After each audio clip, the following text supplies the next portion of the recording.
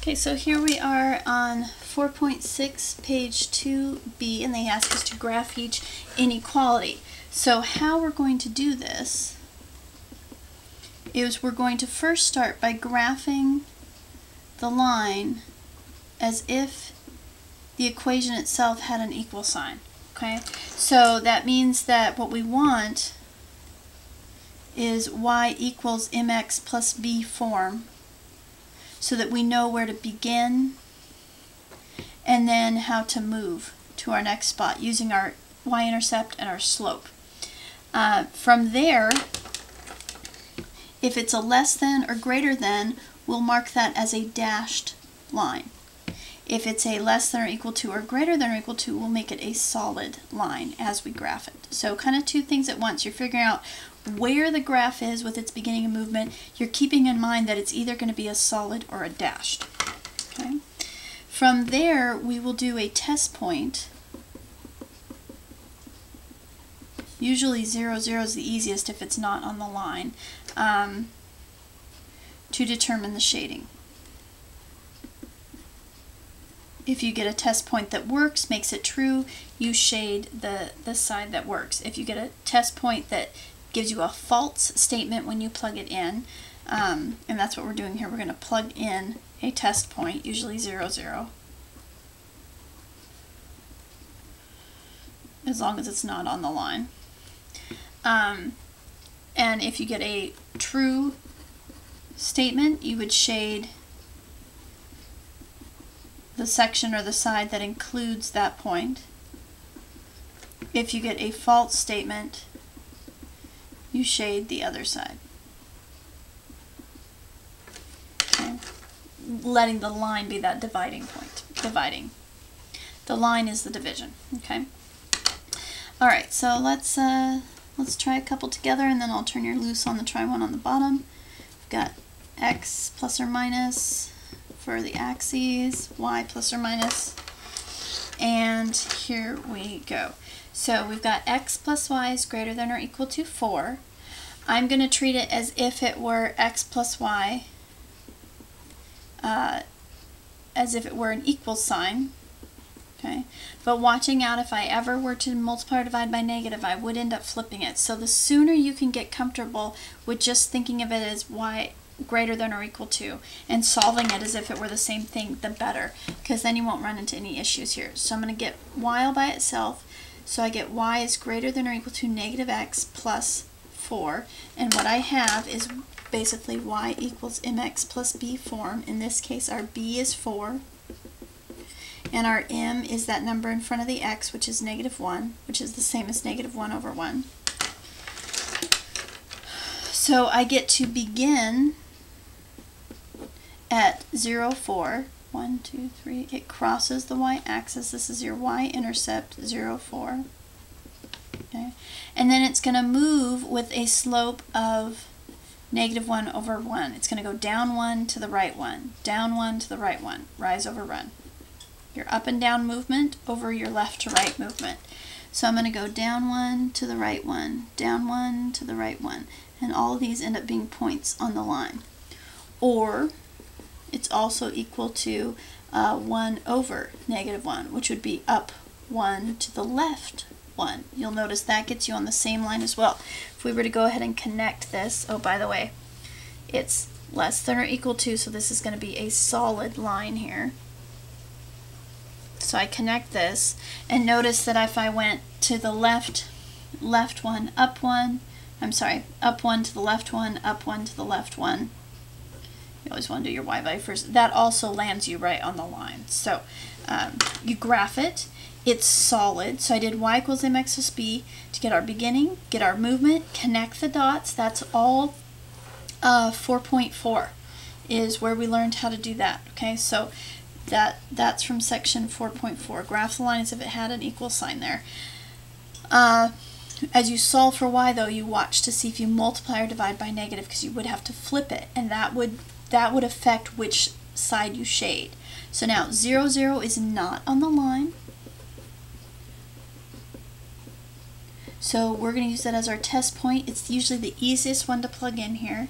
So when I put in 0, 0, I get 0 plus 0 greater than or equal to 4. 0 is greater than or equal to 4. Nope, that's a false statement. So 0, 0 is not included in the solutions here. So I shade on the other side. So that means every point on this line and everywhere to this side of it on the grid, and this extends in all directions here. Okay, every single point I could pick there would work in this inequality. It would make it true. So that represents the graph of the inequality, solid line plus all the shaded points over here. Okay, let's try this next example. 5x plus 10y is greater than 15. So we graph the line as if it had an equal sign. Our goal is to get it into y equals mx plus b form, because then we can instantly graph just like we did in 4.4. We would see where it begins and how to move from that beginning point and then connect the dots. So I'm going to start by subtracting 5x from both sides, and I get 10y is greater than negative 5x plus 15. I then divide everything by 10. Notice I'm dividing individual terms because I know I want to keep these two pieces separate. One tells me slope, one tells me the y-intercept. So I get y is greater than negative 1/2 x plus 3/2, or if you want to think of it as 1.5. So I'm just going to extend my axes a little bit here so we can really see them. And I find the point 0, 1.5, so there's our b value. It's the y-intercept 0, 1.5, so 1.5 there. And then my slope is negative 1 over 2, which means I'm going to go down 1 and to the right 2. Or I could reverse that, 1 over negative 2, because a negative on the top means the same thing as a negative on the bottom. It's not the same as being on both places, though. This would be equal to up 1 to the left 2, and that would land us on the same line. So let's use this first version here, negative 1 over 2. I go down 1 to the right 2, down 1 to the right 2, down 1 to the right 2. And then if I just want to be doubly sure, I could use this second version here. I could go up 1 to the left 2, up 1 to the left 2, and I've got our line. I'll go ahead and connect it here. Okay. Oh, and you know what I did? I drew it before I remembered, oh yikes, it has to be dashed. So how can I do this here? This is really a dashed line. It should have some open spots here. Sorry. This one should be dashed.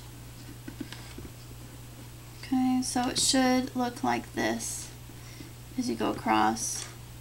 The line is not included.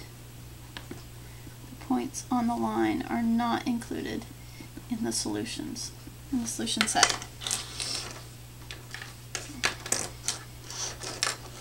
Okay, so now let's do a test point. 0, 0 is off the line. Okay, so 0, 0 is our test point. So we get 5 times 0 plus 10 times 0. Does that equal, is that greater than 15? So 0 plus 0 greater than 15, that creates a false statement again. 0 is not greater than 15. So we don't shade that line, we're going to shade above it.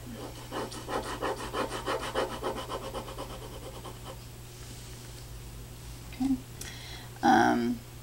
And that's the only thing I wanted to say about that one, I think. I'm so sorry about the dash. So my final graph should have a dashed line with the shading above it. Hopefully you can see those darker markings there on that one. I drew the line too soon before I remembered that I had to have it dashed, so watch for that.